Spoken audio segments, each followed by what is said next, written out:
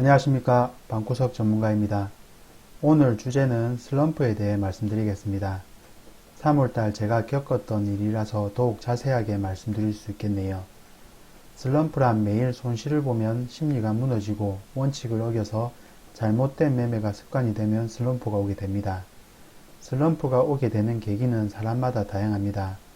시장이 좋아서 욕심 때문에 원칙을 조금씩 어기게 되고 큰 손실과 잦은 손실이 반복되다가 심리가 무너지는 경우가 있고, 다른 사람의 수익률이나 매매 방법에 자극을 받아서 통계도 없는 매매법을 적용하거나 내 매매법의 수익을 극대화하려다 매매 감각이 꼬이는 경우와 시장이 안 좋아서 원칙대로 매매해도 큰 수익이 어려울 거라는 생각, 기법에 대한 자신감이 떨어져 원칙을 어기고 다른 매매를 하게 되면서 손실을 키우게 되며 환경적인 조급함 때문에 작은 수익에 만족 못하고 더 큰 수익을 쫓다가 원칙을 조금씩 바꾸는 등 손실을 보는 경우의 수가 다양하게 있습니다. 슬럼프가 생기는 대부분은 원칙을 어기면서 생기게 되며, 그것이 만약 습관이 되면 슬럼프를 이기기 더욱 힘들게 됩니다. 처음 원칙을 만들 때는 아주 심플하고 간결했고 감정과 욕심이 들어가지 않았는데, 매매를 하다 보면 감정이 섞이게 되고 매매 원칙이 조금씩 광범해지고 웬만한 것은 다 수용하는 경우가 생겼습니다. 이렇게 매매 원칙이 느슨해지면 장이 좋을 때는 모르겠으나 장이 나빠지거나 심리가 흔들릴 때 매수 종목이 많아지고 손절 타이밍은 일정하지가 않아 매매가 산만해졌습니다. 슬럼프는 보통 심리에 의해 생긴다고 생각합니다.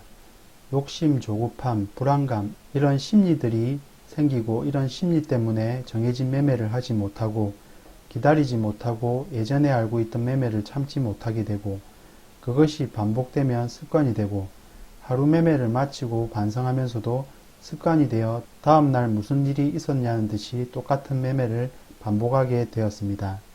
장을 마치고 잘못된 매매를 분류하고 매일 반성하고 분노해도 이런 매매가 습관이 되어 비슷한 패턴의 흐름을 보이는 종목이 보이면 마치 불나방이 된 양 달려들고 장을 마치면 반성하는 것을 반복하게 됩니다. 수익에 만족 못해서 수익 실현한 종목 매도 후 추가 상승하면 참지 못하고 다시 매수 가담하는 경우도 많았습니다. 이 과정을 며칠 반복하면 사실 원하는 매매 방법으로 매매하지 못해서 벌어진 슬럼프지만 주식 전체에 대한 자신감이 떨어지고 기존 기법도 불신이 쌓여가게 되고 모든 상황이 공포에 휩싸이게 됩니다. 아직 일어나지 않은 일에도 미리 걱정하게 되고 다시 마음이 조급해지며 장이 시작되면 기다리지 못하고 종목을 찾아다니며 조금만 가능성이 있다고 판단되면 무조건 매수하고 보는 심리가 생깁니다. 사실 객관적인 사고로 판단하고 제3자가 봤을 때는 이해할 수 없는 행동들이지만 막상 당사자가 되어서는 똑같은 실수를 반성하면서도 반복하는 경우를 하게 됩니다. 그럼 슬럼프의 해결 방법은 사람마다 틀리겠지만 저의 방법을 말씀드려 보겠습니다. 기법과 매매 원칙의 조심.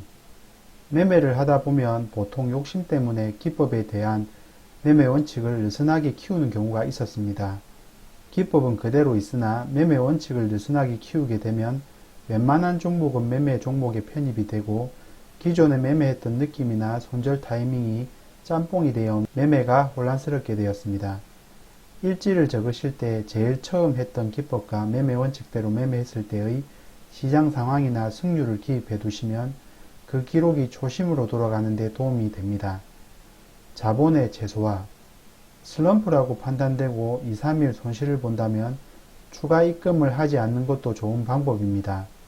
이때는 심리적으로 무너진 상태이므로 금액이 많으면 많을수록 더 큰 수렁에 빠질 가능성이 큽니다.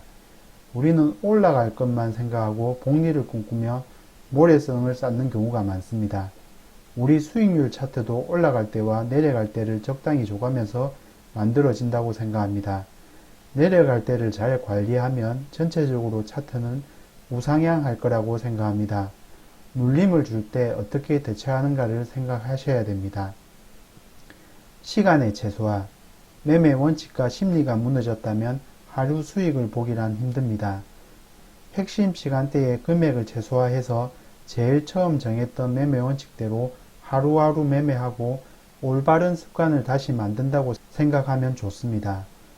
이 외에 저 나름대로 도움을 많이 받았던 방법 중에 하나는 유혹이 될 만한 창들은 모두 닫고 매매하는 것도 도움이 되었습니다. 손실 중이고 마음이 급하다면 기법도 매매 원칙도 없이 올라가는 종목 무턱대고 매수하는 경우가 많았는데 딱 정해진 매매만 할 수 있게 매매 창을 정리하는 것도 도움이 되었습니다. 장중 매 시간마다 원칙대로 매매하고 있는지를 체크하고 또한 장중 감정 변화가 심할 때 눈을 감고 5분 정도 기다리는 훈련도 도움이 됩니다. 영상을 마무리하며 이런 생각을 해보았습니다. 이번 달 1000만원 수익을 보았다면 이것으로 만족할까? 아마도 다음 달은 1500만원 목표를 가지게 될 것 같습니다.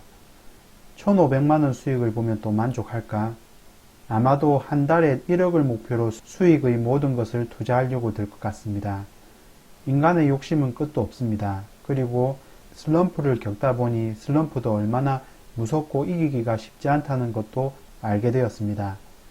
모든 것을 계속 투자해서 복리를 꿈꾸는 것도 좋지만 이번 달 실패해도 다음 달 다시 시작할 수 있는 수익금의 저축도 좋은 방법 중에 하나라고 생각합니다. 요약하자면 슬럼프는 누구에게나 올 수 있습니다. 계속해서 모든 것을 투자하는 사람은 잘하던 연승도 한 번의 슬럼프로 계좌에 큰 타격을 입을 수 있다고 생각합니다. 탁월한 비중 조절, 철저한 심리 관리를 할 수 없다면 매달 기준으로 다시 시작하는 것도 큰 위험에 대비할 수 있다고 생각합니다. 영상을 마치겠습니다. 다음 영상의 주제는 손절에 대해 말씀드리겠습니다. 다음 영상에서 만나 뵙겠습니다.